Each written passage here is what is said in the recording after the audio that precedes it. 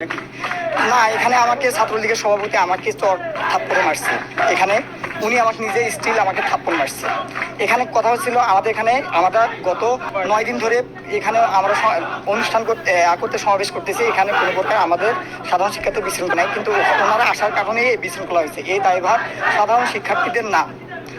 আমাদের দাবি আমরা এখন বর্তমানে এক দফাতে পৌঁছাইছি, সেটা হচ্ছে সকল প্রকার অযৌক্তিক কোটাগুলো, বৈষম্যমূলক কোটাগুলোকে দূর করে প্রথম থেকে চতুর্থ শ্রেণী পর্যন্ত যথাযথ কোটা সংস্কার করা।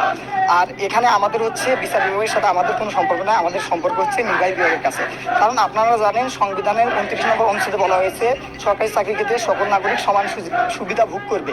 কিন্তু এখানে আরও আছে যারা অনগ্রসর জনগোষ্ঠী আছে, তাদের জন্য একটা নির্দিষ্ট কোটা ব্যবস্থা থাকবে। এটা কোটা ব্যবস্থা কিছু সংখ্যক অনগ্রসর জনগোষ্ঠীর জন্য এটা সাংবিধানিক অধিকার, কিন্তু 18 পরিপত্রে যেটা করা হয়েছিল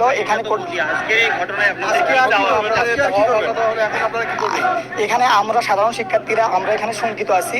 তো আমরা সাধারণ শিক্ষার্থীরা চাচ্ছি যাতে আমাদের এই ব্যাপারে আমাদের পরবর্তীতে কোনো সমস্যা না হয়। কারণ এখানে যে সমস্যাটি হয়েছিল সেই সমস্যাটি আমরা সাধারণ শিক্ষার্থী দায়ী।